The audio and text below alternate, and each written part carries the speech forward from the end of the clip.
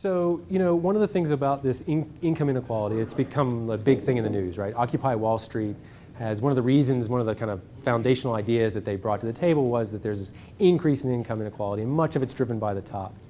The difficulty is that most of the time you'll hear things like the rich are getting richer and the poor are getting poorer. And yet if you look more clearly at the data, while you will see the share of income going to the bottom 20% declining, if you look at their actual income, absolute income over time, we'll actually see an increase in their income over time. So low-income people in the bottom 20%, the bottom 10%, their income is increasing, but it's increasing very slowly, right? So the poor are getting richer, but really, really slowly. So when we look at kind of increase in income inequality, it's because people with the high income are seeing their incomes grow really quickly. So when we talk about the income inequality and the poor getting poorer, really what's happening is their share is declining, but their absolute income is increasing very slowly. So that's really kind of the main thrust of the first part of the talk. It turns out that the United States and Mexico and China are in the same group in terms of inequality. Now that's kind of odd, right? Yeah, China, United States, Mexico, Argentina. Well, we get, and then we can find places like South Africa that have a really disparate difference in their income.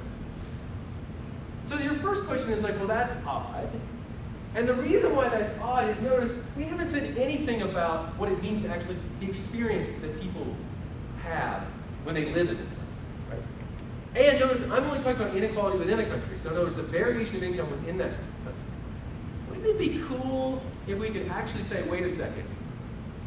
So the distribution of income in China gives a Gini coefficient that's very similar to the United States. But we know that if you're like a middle person, the middle income in the United States, it's got to be a totally different experience than living in China. And it turns out we can. What we've done here is we've lined up and put people into ventiles. So the poorest 5% in the United States in terms of income, you're roughly at about the 67th percentile in the world. So the poorest 5% in the United States in terms of income, place them so that their income is greater than about 67% of world households. If you're in the middle, your income is about 92%. Yeah? Is that in absolute income, like absolute terms, or is that in buying power? This is in PPP, so this is purchasing power parity. So we've adjusted for the fact that haircuts in the United States are much more expensive than haircuts in China. And but this gets really interesting, right? We said China's income inequality Gini coefficient looked really similar. It is the case that you would have to be in, I call it the 16th or 17th ventile, right? So, maybe you'd have to be in the top 20% in order for your income in purchasing power parity terms to be equal to someone in the bottom 5% in the United States. So I'm going to be talking about the United States, but you have to recognize that when I'm talking about low-income people in the United States, I'm talking about high-income people worldwide. It even becomes more interesting if we were to think about all the people that have ever lived on the face of the earth. Turns out that these people are in the top 10% easily of all people that ever lived. So when I'm talking about low income, I'm talking about the United States. That isn't really true worldwide. Notice in India, you basically have to be in the top 10% to even get close to low income. This 20th ventile is cut off because usually when you get data, there's only so many people, and those incomes are really highly varied. But the important thing here is, even in Brazil, right, you have to be in about the median household in Brazil is about equal to the bottom in the United States. Well, what about the U.S. over time? I showed you the Gini coefficient in one snapshot. What about U.S. over time? Well, here's men and women over time. And what you start to see is we're going to start to see a picture of why people were so motivated to join the Occupy Wall Street movement and why people become concerned about inequality. Look, these data come from Acadian Sayes. Sayes will probably win a Nobel Prize if he keeps up the work. All right? And he has shown that if we look at using IRS income tax data, that we see that there was a decline in inequality in the 1940s and 1950s, and by the late 1960s we started seeing it increase again. notice much of this effect is male-driven. In other words, men are the ones experiencing the decline in inequality and the increase in inequality much more so than women. Although women clearly are seeing a small decline and then an increase.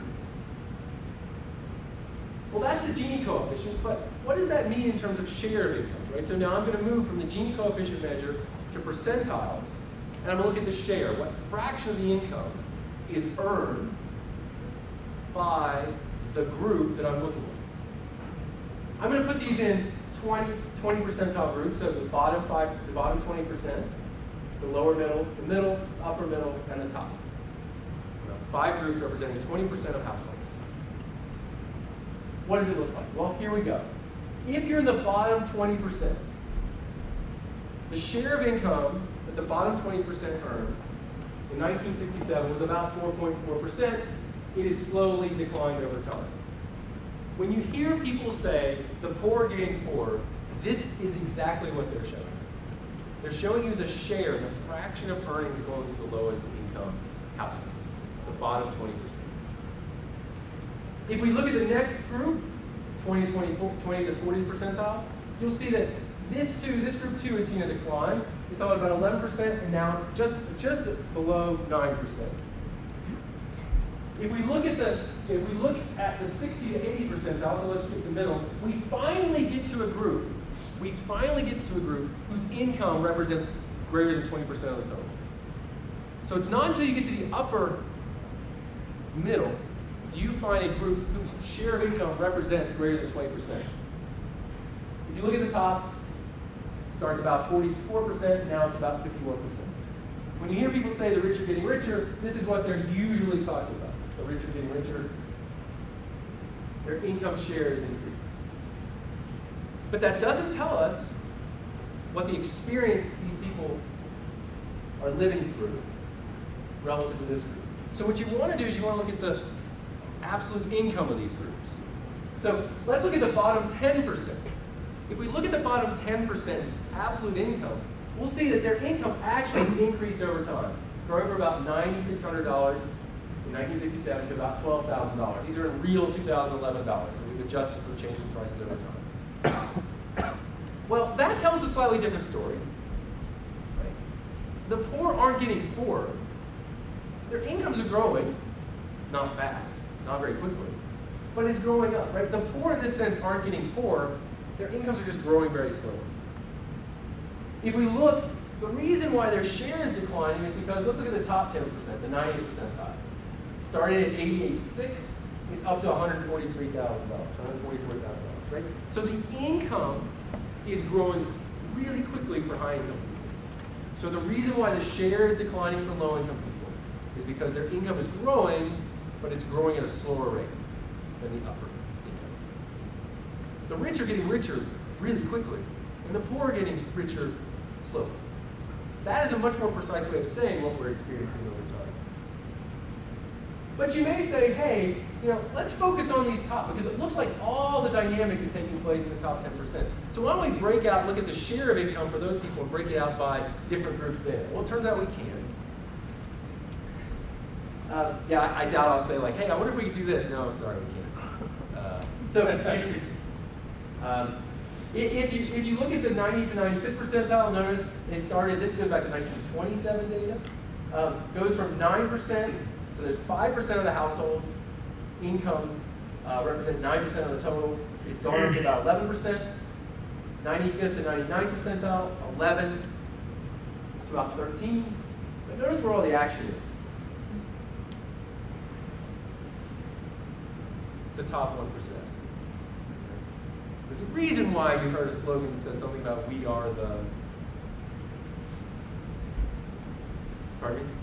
The 99%, right? Right? Because they say, look, our incomes aren't growing. It's these people. They saw a huge decline in the 1930s. It was flat for the 60s and 70s. Then a huge increase. Now, these jagged jumps, most of those are due to changes in tax law. In other words, high-income people oftentimes earn their own business, and they can report their earnings either as business earnings or as household earnings.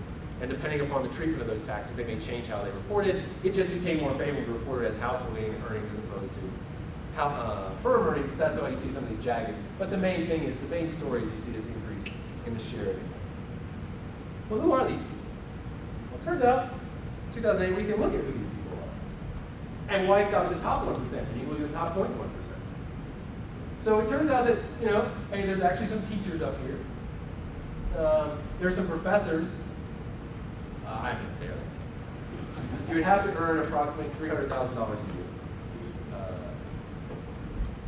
But notice most of these there's some medical people, there's some lawyers, there's financial professionals, and there's executives, right? Managers, supervisors. The top 0.1%, notice a large fraction, over 50% of them actually are either executives or work in the financial industry.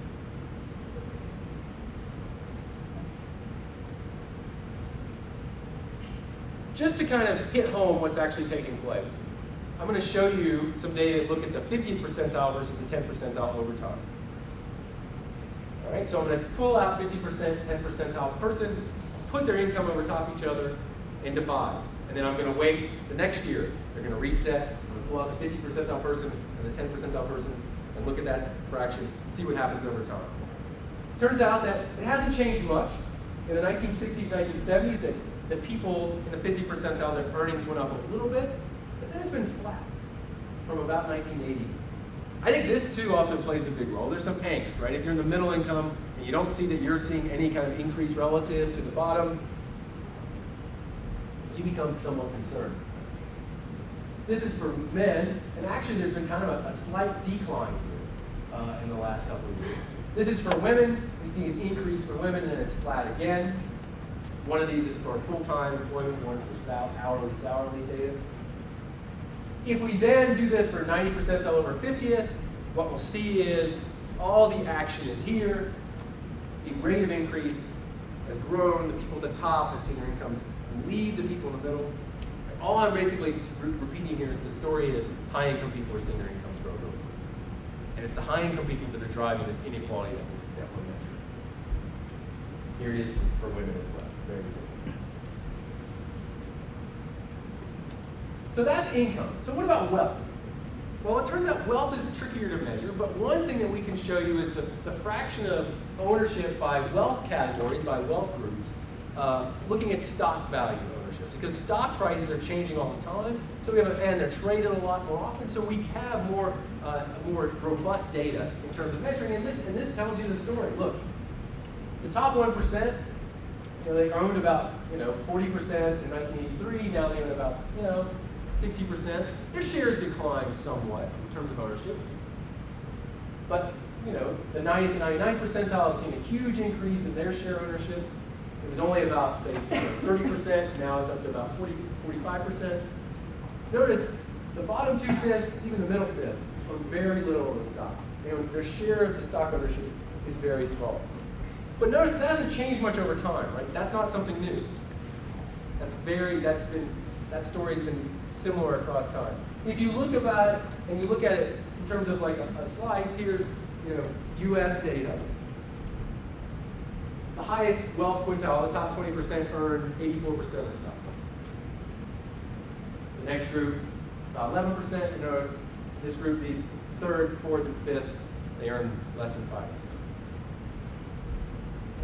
But what does this look like relative to other countries? What were some of those income countries that had really, really similar income relative to other countries? Do you remember any of those countries? Canada had more similar.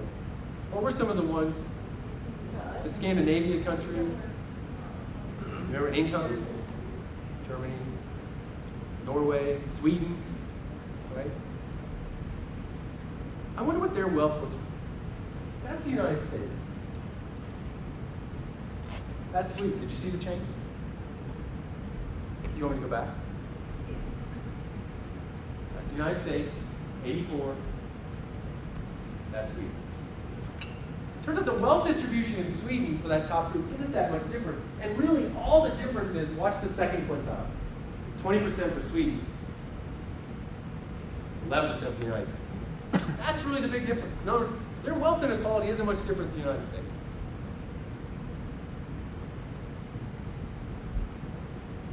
What about consumption? Because that gets down to the nitty-gritty of what our life is like. What about consumption? This came from the New York Times in 2008. And what it does is it looks at households in the bottom, middle, and upper quintile group. And it looks at things like income, after-tax income, consumption, and consumption per person in the household. If you look at the bottom, they earn about $10,000 a year, but they consume about $18,000 a year. Now, how can they consume more than they earn? Right, so things like earned income tax credit, food stamps, right? Section 8 housing vouchers, right? That would be one way. They could go into debt, right? You could be borrowing. Any others? Right, like having something, well, they're not going to get any more income with bankruptcy, right? Their debt, their wealth in some sense will be adjusted. We're only looking at income. Medical costs and that? Right, well, so they have subsidized medical costs, right? Some of them do. Especially if they have children, they definitely do for their children. The other one is they could just save, right? So they had saved up a bunch, and now they're just drawing down, right? So their income is. So all of them, we don't know what those are, but we know they're earning more. The average household size is about 1.7, so their consumption per person is about $11,000 a year. If we go to the middle, notice their earnings is about $45,000. It's about 4.5 times greater. Their after-tax earnings consumption is about $35,000. It's about double. Households is larger, so their consumption per person is about $14,000. Their consumption per person is about 35% more than the person in the household, in the bottom group. If we use income, we would say 4.5 times greater. But if we use consumption, we're only going to say 35%. But their experience isn't that much different. There's one big difference, and that is if they have some negative shock to the household, they may not be able to weather that very well. Right? That would be the major difference. You can see this here, right? Financial flows are negative for the lowest, but the middle they have some positives. Let's look at the highest quintile. $150,000. It's 15 times greater. Consumption after taxes. Size of the household is greater. Their consumption per person is about $22,000. Their consumption per person is about double. So if you use income, you would say they're 15 times greater. If you use consumption, double. The important thing to notice too is one of the things that high-income people are buying are housing. It's a function of two things, probably: safety and schooling. And I will return to that, but I think that actually the schooling thing is actually quite important to talk about, which we'll go over again. But notice that the consumption per person tells a story that says, well, there's a difference in it. There's clearly inequality here. The consumption difference is only double. It's only double. It turns out that not only is the consumption difference about double, being poor today actually is slightly easier than being poor before. And let me give you an example of what I mean. See, you can look at when a new innovation comes through, and you can ask the question, well, how fast does that go throughout households in the economy? In other words, we invent something, let's call it, the telephone. Only about 5% of people had it in 1900. To get to 50%, it took about 40 to 45 years. To get 50% of households having a telephone. But notice, look at this thing like a microwave. Right? It takes about 15 years to get up to 80%. As things are invented later on, notice these lines are much steeper. Cell phone than the early ones: electricity, radio, stove. Notice the ability to consume these things, which makes our lives easier. Some people might say it makes our life worse, especially maybe a cell phone or internet. What's fun is telephones actually declining now, right? Fewer people having telephones because they're all having cell phones. So notice that people have access to these things they didn't have before. So there's still a gap in this internet, There is. I mean, there clearly is, right? The internet gets up here, and then it kind of, I think it's still going up, but you're right. By 2000, this was 2005, there's still, 30% of the households didn't have access to Is it an artificial shortage of internet? Like prices or? Well, here's the debate I have. Here's this cell phone one. And we call them cell phones. people born now in the future be like, why do you call it? Well, what is it, a phone? I don't know. What are phones? I was watching Batman, like 1960s Batman. He had a phone in his car. He could talk to whoever he wanted, but he had a wire.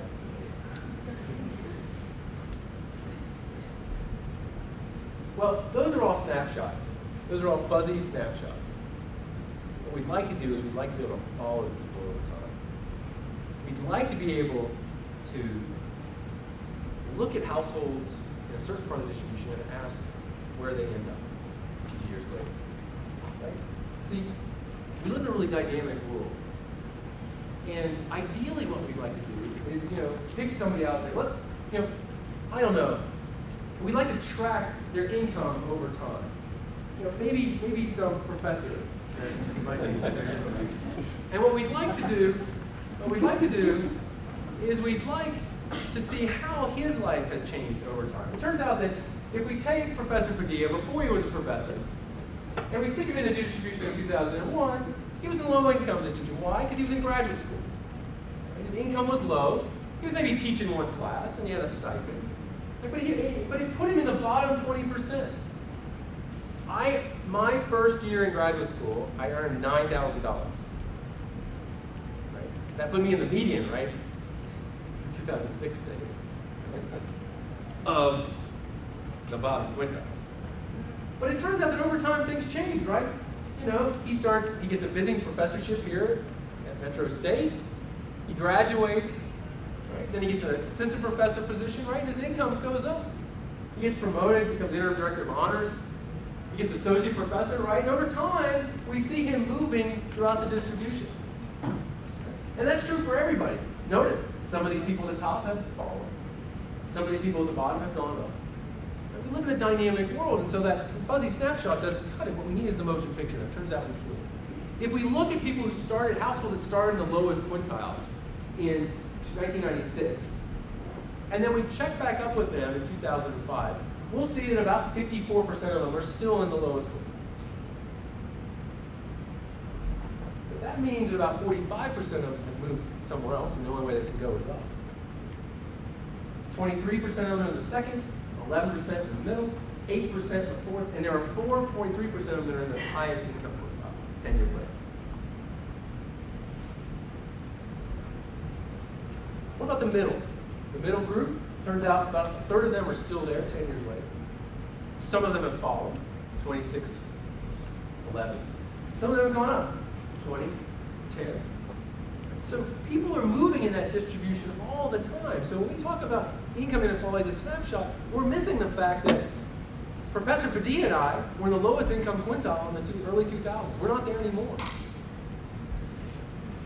What about the top? 60% are still there 10 years later. 40% are not. They've fallen. Some of them, 3% of them, have fallen all the way to the lowest quintile. But remember, all the action is in the top 1%. In other words, what you really want to know is, who are the 1%? How many of you think of the people who started out the 1% in 1996 were still there in 2005? One fraction. There was a lot of them. So you say, okay, so you got to, give me a fraction. Like, what percent are still there? I don't know about a percentage, but I just think that their ability to stay there is really easy just because they have a lot of security. I agree. A lot of that income is not labor. Some of it's capital, like they own stuff, right? It's low income. So yeah. So you think it's high, like 80%? Is that too high? 70%? 70%? I'd say it's 75. It's not something that I have, we kind of really have a prior. I mean, we have these priors, but we don't really have any. It's like a gut instinct. That's what I think.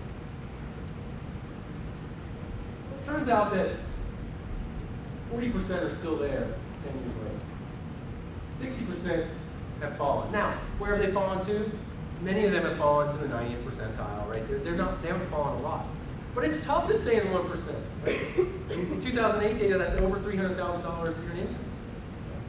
And a lot of those people have really highly varied income, too. Like they'll earn a lot a couple of years and then very little. And so when we talk about we are the 99%, that's a lot of people. Matter of fact, that's more than 99% at some point. And the top 1%, well, that's actually a bigger number than 1% too. So it becomes kind of confusing. Now, that's really cool, but what would be even more interesting is if we could look at kids born in the bottom and see where they ended up as adults. Right? Turns out, panel PSID data in 1969, 1970, 1971, 72, when it interviewed households, and they asked them information about the number of kids and their income. And then in 2000, they went back, 2000, 2001, 2002, they went back and they interviewed the children of those households. And they asked them the same questions. And it turns out that the median income for the parents in the 1970s was about $22,000. If we then look at those children that grew up in that household, their earnings was about, the median earnings was $44,000 in real terms. In other words, the children of those parents who were in the bottom quintile, the children, their earnings, the median earnings was double what their median earnings would have been in real terms. Not only did it go up, it doubled. If we look at the people in the second quintile, children who grew up in the second quintile in the 1970s, well, when they were adults, their earnings went up to about $61,000, $62,000, which was 52% greater. The median was 52% greater than their parents. Notice, if you look at the top quintile, in real terms, their earnings were not any higher than their parents. So notice, if we look at like the life experience of someone who grew up in the bottom quintile, their median earnings has gone up than what they experienced as a child. They're better off. Not only are they better off, we can break this up and we can say, hey, it turns out that of all children raised in the bottom quintile, 93% had earnings higher than their parents in real terms. 93%. Only 7% lower. That's extremely important. Right? Their life experience is better than their parents in terms of income. Is income everything? Absolutely not. I would never say that. But it is a measure of inequality that people are concerned about, and I am too. Second quintile, 86%, 88% for middle, 85% for upper middle, and the top, 70%. Now, here's one argument. You know, it's pretty easy to overcome low income. It doesn't take much. But if they're already starting at low income, it's nice to know that many of them were able, all but 7% were able to retire. Notice, what's happened here is if you were raised in the bottom quintile, almost 60% of them saw both their income go up in absolute terms and in relative terms. They changed their standing in the distribution. They were raised in the bottom 20%, but they live in something higher. Not just absolute income increase, but relative as well. Notice about 36% had higher income, but it did not change where they were in the distribution. They're still in the bottom 20%. Now, if we look at wealth, we can do the same thing, and we can ask the question, well, if you start in one part of the distribution, where are you now? Did you see an increase? Well, it turns out that if you start out at the bottom, about 41% are still there. Right? So if your family had low wealth, 41% of you are still there. So there isn't much change here, and it turns out if you're in the top, 41% are still there as well. Wealth doesn't change very much.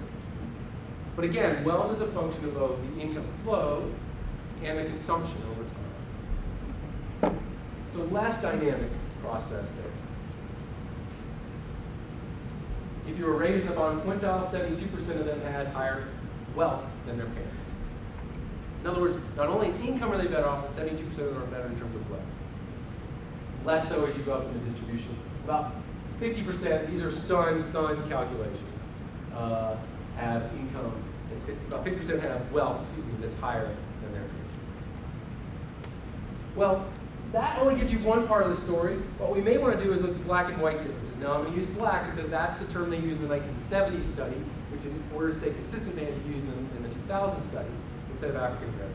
I can't tell you whether that affects the results, but they need to stay consistent across. It turns out that the distribution of income for blacks is much different than for whites. So, if we look at family income, people who were raised in the top quintile, only 2% of blacks in the study were raised in the highest quintile, whereas 23% were for whites. Notice, if we look at the bottom, 65% of African Americans, and blacks in the study, blacks, 65% of them were raised in the lowest quintile. It's a much different looking cohort than whites. If we look at wealth, it's similar. 2% for blacks in the top, 23% of whites at the top, 57% for blacks in the bottom, 14% of whites. Well, that means that if we look at kids who were raised in the bottom, what fraction of them had higher income than their parents? It turns out that, again, for whites it was 95%, for blacks it was 91%. So 91% of blacks raised in the bottom quintile have earnings greater than their parents. And then the NS just means there's no statistical difference. In other words, blacks and whites are not statistically different. That's important and extremely important, right? At least there's some increase in their income. If you're raised in the second quintile, notice only 67% had higher income blacks, whereas for whites it was much larger. It was 89%. Notice that is statistically different. And I find that interesting because when we look at the middle quintile, this is not statistically different. There aren't that many observations for blacks in the study. But notice that it is different if you're raised in the middle. It's not, in the second quintile, but it isn't different if you're raised in the middle or the bottom. And I wonder if some of the policies that we have are affecting seeing something like a pulling apart in these groups. But notice there aren't even enough observations for the top two to actually be able to talk about African Americans or blacks. Sorry, I'm going to do that the whole time. If you look at wealth, 68% have greater wealth if they're black, or 76% for whites. That is different. Increase in wealth is not the same for blacks and for whites. And that's the same true for the second as well. So I think there's a lot to be said about policies that at least make note that this is the case, right? We are seeing an increase in income for low income people. We're raised in the low income quintiles. We're seeing some increase for wealth, but there is some disparity. And it turns out that they're more likely to stay in the bottom. So if you're raised in the bottom in terms of income, 53% are still there. If you're black, it was only 33% are still there. So there's a greater fraction that are still there. And I think that has some important policy implications. It turns out that's true for wealth as well. 50% of blacks are still there in that bottom quintile, whereas only 33% are still there for whites. So whenever I give this lecture, people always say, well, what are some policy implications? Like, what should we do? Well, I first have to say, I don't know. I'm kind of one person. I've read a bunch of literature on various ways that we've gone about attempting to help with some of these issues. So I'm going to be humble and tell you, here's my suggestions. They could be wrong. They are, established on some literature and research, but I'm fallible just like everyone. So here's my ideas, and hopefully during the Q&A you can either find holes in, or you can make them slightly different to improve them, and we can go back and forth. But here's some policy implications on maybe reducing inequality, or maybe more importantly, I think, reducing poverty. One of the things that happens is when we talk about inequality is we kind of lose the fact that really what I think most people are concerned about is the life experience of those who don't have much. Right? Inequality gets kind of meshed in with poverty. And we saw that all the dynamics, almost all the dynamics in inequality is driven by high income people getting higher income. Really what we want to focus on is, are people who start out with very little, are they given a chance to improve their life? Right? That's really the focus. And I think sometimes when we talk about inequality, we lose that. But if we want to address poverty, and we want to maybe make the lives of those better off, maybe we should look at some differences that we can tease out of some census data, and look at the differences that we see in households that are in the lowest versus maybe the middle or upper middle income quintiles. Well, this is just a snapshot.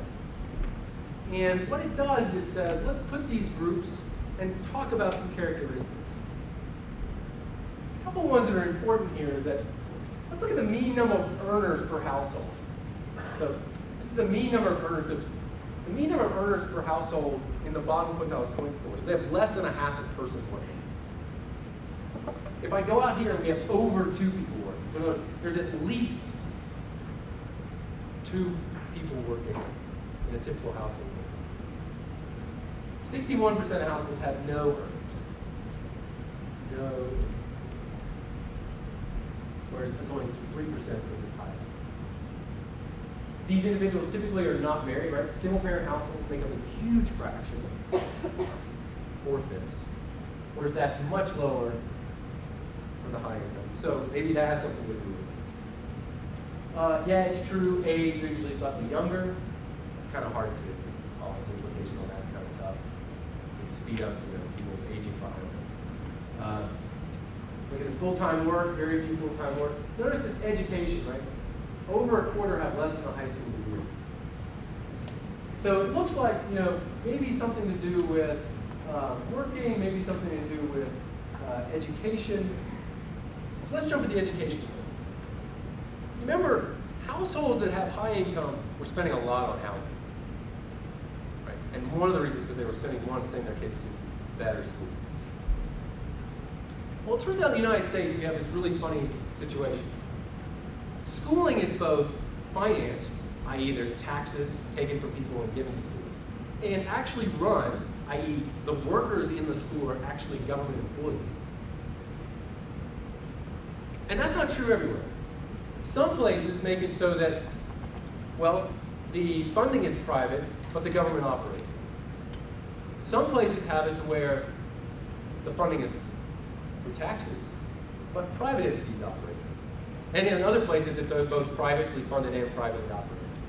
And if you go and you look at a meta-analysis of all the research on this, it turns out that places that have a high average share of funding, but a high fraction of privately run schools actually perform much better on tests, on academics and learning. So in the United States, we live in a world where we have a high average share of government funding, but a low share of privately operated schools. One suggestion might be that we should untie these. In other words, we should go and look across countries after country. We should go and say, hey, look, why don't we just send the money with the kids? Not only do I think you'd see an improvement, but I think you'd see a massive diversity of types of schools. You already see this somewhat with the charter school. Right? They'll have themes. There's a nautical theme, so all the math has to do with sailing and boats, Pythagorean theorem, and all kinds of things. You'll have something like music theme. There's so much math in music. There's so much art in music. There's so much literature. Right? You have all these different themes. You have technical schools. Right? Electricians, really extremely valuable.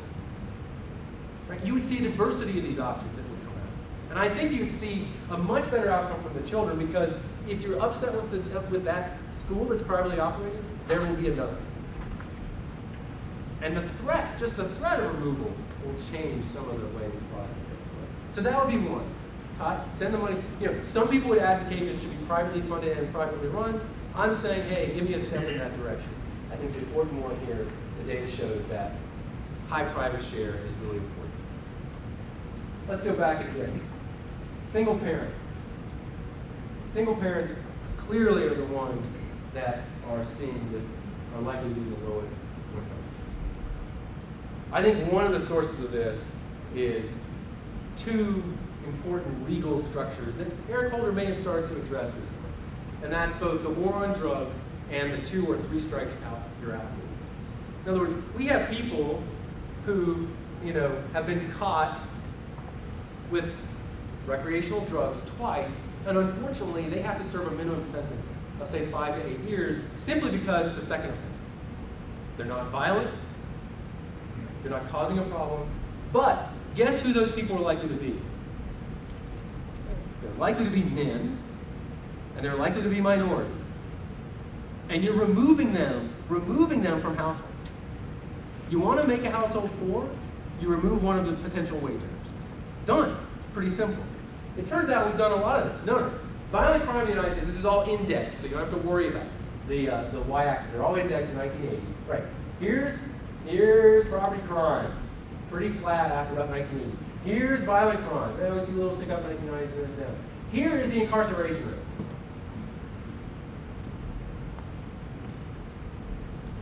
You want to make people poor? Stick them in jail for a while. You want to lock them out of the labor force? Stick them in jail a while. It's extremely difficult to get a job once you have a record. extremely different. And so not only does it depress the likelihood, even if they get a job, the income associated with that job is much more likely to be low. And so if I had no suggestion, hey, these 3 strikes you're out rules are ridiculous, and the war on drugs is doing nothing but making a bunch of households poor. I'm not saying that you wouldn't see potentially other people having overdoses and it would negatively affect a certain selected family. I'm not saying that wouldn't happen. I'm simply saying that you would probably see an increase in the number of households being. Let me talk to you about the last thing here. And the last thing is really actually scary to me. I believe that poor people are actually positively responding to incentives. I believe they're extremely smart and they operate so that they can maximize their welfare. What this shows is it shows if you take a family of 3 in Virginia and you look at their income earned over time and you compare it to the bundle of goods of consumption available to them. So what do I mean? I mean, imagine if you started here with no earned income.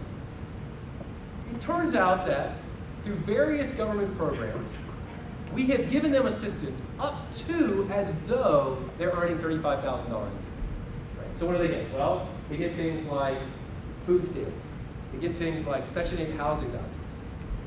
The CHIPS program. So if you have a child and your earnings are that low, they automatically are covered under usually a state-run health program. So there's a health provider. Right? There's certain welfare cash grants.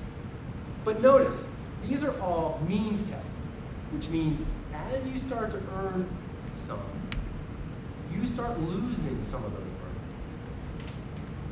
Well, it turns out that's not such a big deal. The earned income tax credit kind of helps you out a lot. Until you earn about, say, $10,000 and you're living on what we would define about $40,000 worth of benefits, then what starts happening? They start removing those. And they start removing them at a rate that makes you no better or worse off. And at some points, actually makes you worse off. Quite frankly, if I'm a family of 3 in Virginia, I'm not really sure why I would ever attempt to go out and work and earn more than, say, $18,000, $20,000. Because every time I do, I find that I'm no better off. And I'm no better off all the way up to about $35,000. What does that mean? Here's what it means. You know how we talk about tax rates for the rich? Let me talk about tax rates for the poor. These are the implicit marginal tax rates. Because when I earn $1, not only do I pay taxes on that $1, I start losing government benefits. I start losing government benefits so much so that my implicit marginal tax rate, right around 20 grand, is 125%. What does that mean? If I was trying to tell my grandmother what that means, how would I describe it to her? You make $1, you pay $1.25. If I make $1, I lose 25 cents, right? I have to give $1.25 over to the government in terms of benefits. If I'm poor and I have the option of working a little more, I'm going to be worse off. Now, it turns out I had a student when I was at Mercer who worked in Tallahassee. He worked for the benefits, state benefits program, and during the summer he would intern. And one day, this mother and this son comes in, and she's furious because her check is smaller than it was supposed to be. It's like $100 smaller. And she was unsure if she was going to be able to meet her rent payment because she was losing Section 8 housing voucher money. And they came in, she's like, this is ridiculous. Why are you cutting? Did the benefit change? And they looked at me as like, Charles said, well, it didn't change. And they didn't know, and some guy said, here, a couple interns, you go figure this out. So a couple weeks go by, and they're going through, and they're trying to figure this out, like, why did this happen? Well, they're looking through the son's pay stubs. The son had worked about 10 hours more that month than he traditionally did. And because he had worked more, and because they were in this implicit marginal tax rate above 100%, they actually were on net worse off. So he and his boss had to go back to the lady and say, well, because your son worked more, you lost this benefit. Not only did you lose benefit, but you're net worse off. These are really negative signals. Imagine what's going to happen when the boss of the son says, hey, we really need you this weekend. Can you work 5 more hours? No, thank you. Well, but how do you get promoted in a job? How do you get more experience? Well, you get more experience by working more, saying yes every so often when your boss says, hey, here's this really urgent time, I really need you. Right? So the incentive structure is locking people out. Now, why is this the case? I'll tell you why this is the case. A very public choice story. How are these things enacted?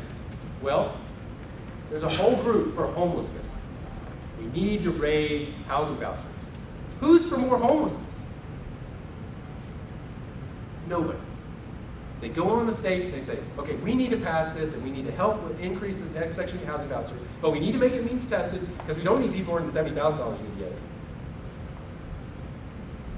Are you against this program? Not for homelessness. It gets passed.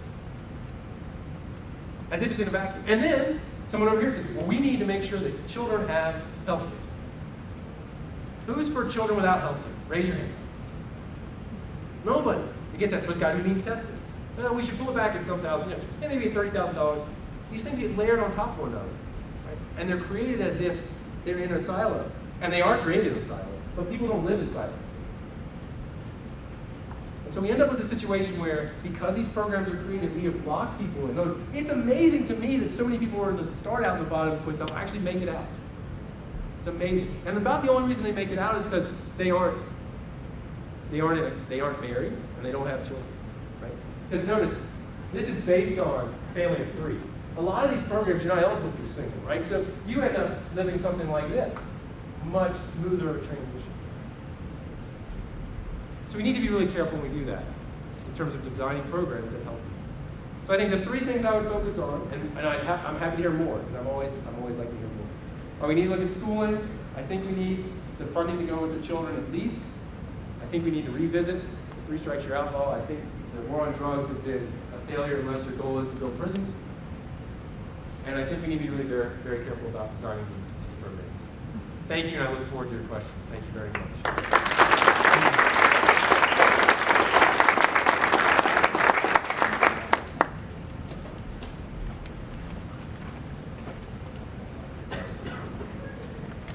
Yes?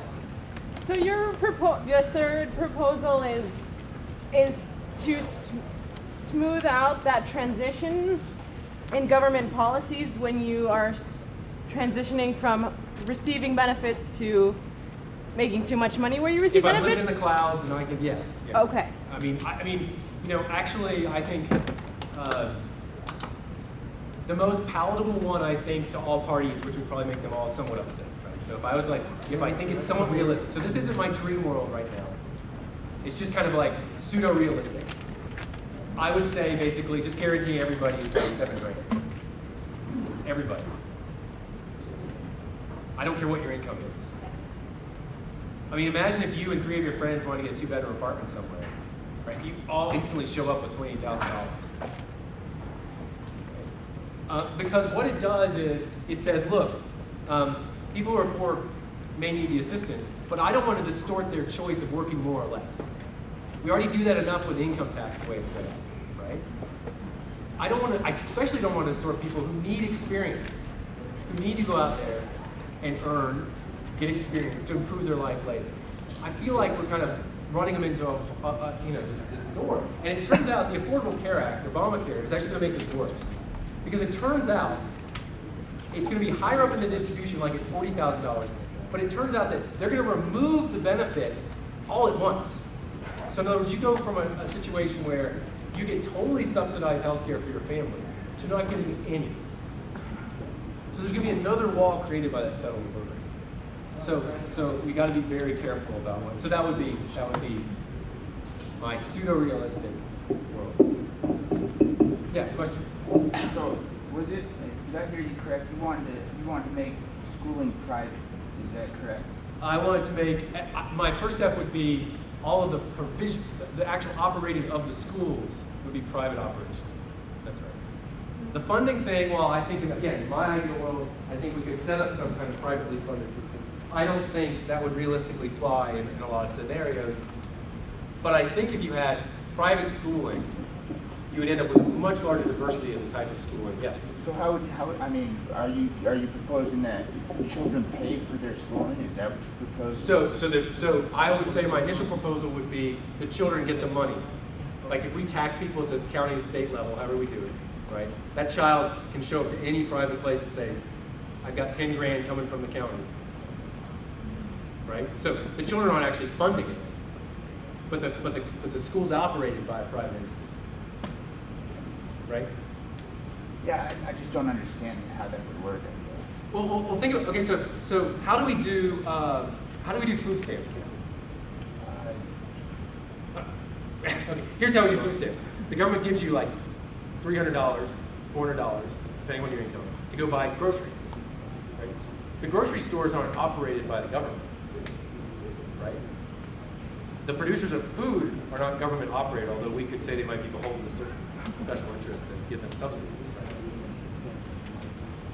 That would be the same thing, right? So we're giving them assistance. I would say we give everybody assistance, again.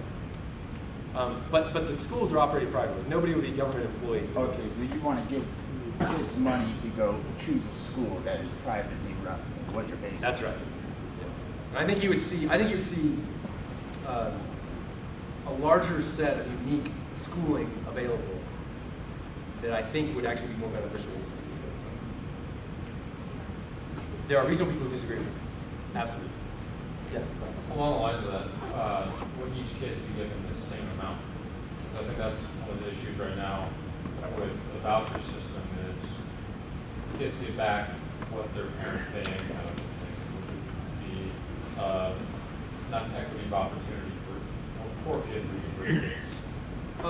Most of them are set up to where anybody eligible gets the same dollar amount from the funding agency. Right? So it'd be every kid is given the 10 grand or 15 grand or 8 grand, whatever it is, right? So but of course, would we see differences across states the way they run it, right? So maybe a county is the specific dollar amount. It could be a district that's a specific dollar. I don't know which would work better. I have no idea. But it would be that each child would get the same amount in that location, however you define the geographic location. Again, we're talking about things that are kind of like pseudo-realistic, like I think would be attainable given the scenario. My only concern is just equity of opportunity for everybody as a child, especially. Right. Well, and I think here's one of the concerns. Here's a concern that I think would be great. So you'd have high-income people who just like use that to top off, right? And they would go to a fancy school, but they're already going to fancy school anyway, right? But what I think you would see is, if you look at like tuition of K through 12 private schools in the United States, you basically have parochial Catholic schools. Now, I'm just going to throw out a number. Let's say $5,000 a year. Then you have like a few unique like language specific or certain that are, let's say, $15,000, and then you have the really kind of high-end schools that are $30,000 or $50,000. What I'm really trying to do is that middle group. I'm trying to make a diverse pool that people who are low income potentially get into now with that assistance. Because one of the things we see with school vouchers is the students. There's very few studies that show those students do any better than those that don't have vouchers. What they do show is that they do just as well, spending about half as much. So, and that means that if we can have those resources available to other things, and yet those children are doing just as well, I think we'd see improvements in other dynamics throughout the government and society. So I'm not saying it's a panacea. I think there would be unique issues to these locations. Remember, I said I'm not sure. Right? Yes. So what's your direction of going with all this information? Like, is it to spread what you've learned so far so that other people are able to control what's going on? My first part of the lecture is just to give you kind of a larger variety of ways to look at inequality. Too often you hear the slogans, eat the rich, and all these things. And my first take is, well, why? I can't really see why. I want to help people who are poor. And I don't want to go out and lambast people who aren't poor simply because they're poor. That's as well. So my first thing is say, look, I want to help the poor. The world's a dynamic process. Everything's a dynamic process. The world's really a dynamic place. Can we find a way to help low-income people improve their lives and not entangle them in, a web of programs that in some sense give them the incentive to stay long. I'm amazed that we see as many households moving. Right? So my kind of thing is, look, we need to be very careful in designing these programs to help people because we don't want to harm them. And is there a way that we can help low-income people move up so that we see a larger fraction of people who start out at lower income, even if they don't move up in distribution, at least see their income growth continue? Because that was those data from 1970 to 2000. If I go from 1980 to 2010, will I see the same thing? I don't know. There's been some policy changes that make me concerned that I might not. And so that's kind of my view. Yeah, my view goal. I think it sounds awful. So I had learned through one of the classes about the whole idea on the war on drugs or felonies is kind of like your modern day slavery servitude because they're stuck in that system. I mean, I think the combination of those two programs have been really detrimental to many people, and I think they've harmed households. I mean, I think, the 3 strikes you're out rule is just basically, people wanted to get tough. In the 1980s, it was a big move to get tough on crime because we did see increases in crime. And they said, look, we're just absolutely tough, and there's going to be less of it.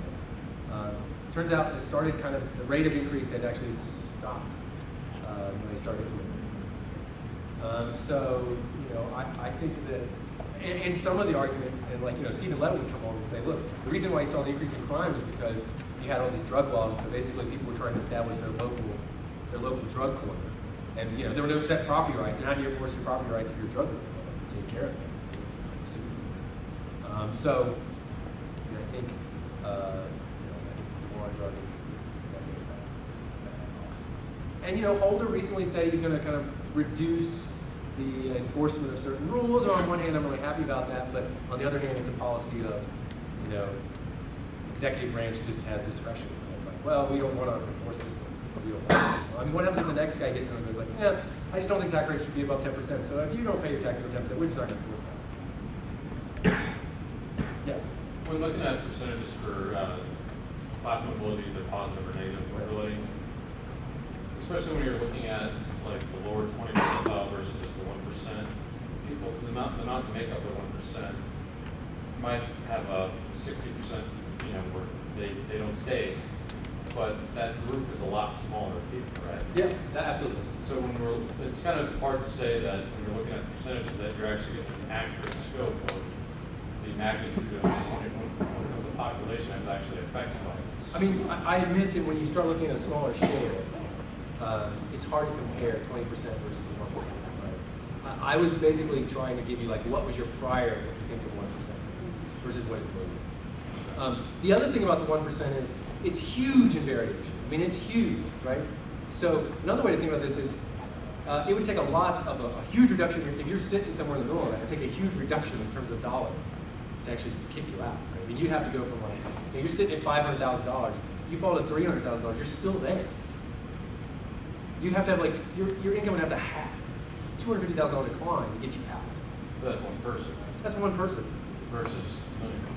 Right, but I mean, they still represent 1% of the workers, so there's still 1.5 million or something. Right? I admit, when I was showing that to you, I wasn't trying to compare one group to the other. When I was doing the 20% group, I think that's a real bottom, middle, upper 20%. That's a fair comparison. Sure. I was just going to say, hey, what about them? Well, are the quintiles then, are they set up as a function of wealth or income, or is it based on population? Like are each of those 20% of population, or are they 20% of income split up? So basically, we line up people by income, and we chop them off, so that each group represents 20% of households. So each of those is an equal population. Each one of those is equal population.